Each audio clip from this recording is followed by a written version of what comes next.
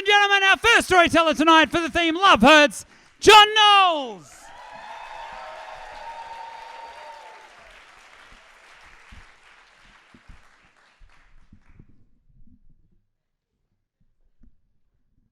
It's August 25th, 1999, Herald Park Hotel. My comedy troupe has just finished what's called in Prozac. We've just done the last ever night at Herald Park Hotel before it gets demolished. It's a sad but very elated night because it was a great show. And I'm stealing a poster off the wall to commemorate the night. And then I walk into the bistro, and this guy with a balaclava goes, "Get down on the floor," because it's obviously a comedian playing a gag. So I go, "Ooh, man of mystery." And then I look down, and I see my fiancée, Renelle, on the floor face down, and she's got a sawn-off shotgun pointed at her head. And okay, so every good story has a start, a middle, and an end. So let's go back to the beginning. So the beginning, all right. So I'm at a party, my friend Ewan's, and I'm standing in the kitchen, waiting for the sausage rolls to come out of the oven, and this cute, dark-haired girl with funky glasses comes up to me and says, "I'm Renelle. Hold my drink. I have to pee." Now, maybe you wouldn't do that today. I don't know. You guys, I don't know. But I hold her drink, and when she comes back, we start chatting. Then we're sitting on the floor, cross-legged, knee to knee. 3 hours later, I find out that Renelle Knowles is Renelle Knowles now, Renelle Ford then, is a teacher. And that's a spoiler, isn't it? And she's a jazz singer, and she's one of 16 kids. Yeah, 16 Fords. She's right at the end of the Ford production line. Anyway, we talk and laugh, and then we say goodbye, share numbers, and she goes home and she tells her mother, "I've just met the guy that I'm going to marry." And okay, so then flash forward. So 2 years later, we're on a stage much like this, actually at the Kirk down the road. And I've got her helping me in a comedy sketch. And what I've designed is like all these cardboard cutout big speech bubbles. So put them up, and so we don't talk. We just hold them up, and that's the sketch. But right in the middle, I surprise her, and I hold up one that says, "Renelle, will you marry me?"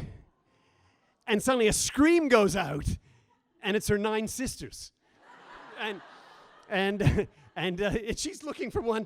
She finds one. It's the only one she can find that sort of fits. And she goes, it says, "Yes, but I have allergies." She thought I was never going to propose, but I'd been paying off that ring for 6 months. Now that same diamond ring is now clutched in her hand, being hidden because she's laying on the floor of the Herald Park, hoping that they don't take it or cut her hand off or whatever. The guy turns to me and he says, "Get on the floor or I'll blow your head off." So I drop to the tiles, and for some reason, I lie face up. Was I worried I was going to miss something?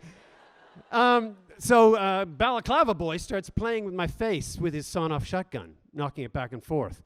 And I'm trying to see Renelle because I'm worried, and he puts the gun in my mouth. And okay, they don't kill us.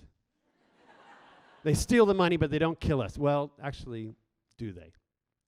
All right. So Renelle always says that the best thing about our relationship is that we find the funny. We can laugh about anything, our foibles, anything that goes wrong in our life, we find a way to laugh, which is wonderful because she's a great laugher. Now, there are a lot of things in life not to laugh about, but but we find a way. So let's skip forward. Right, so we get married. We have our big crazy wedding, and then suddenly things aren't the same. Renelle's acting very different. She's drawing away from me, pulling away from me, and we're not talking as much. And something's weird since the holdup. And I can't talk to her, and then we're not touching, and then we're not speaking. Now we're strangers. And eventually I say to her, "Renelle, do you love me?" And she says, "I don't know."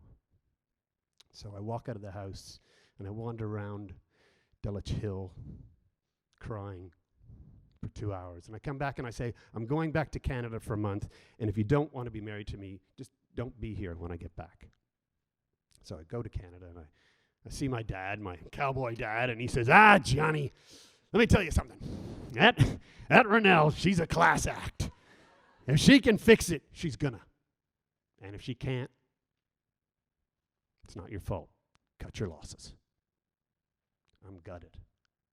But I get back on the plane, and I come back to Australia, and I'm at the airport, and I'm walking in, I'm thinking, okay, so which books are hers and which books are mine, and how many boxes do I need?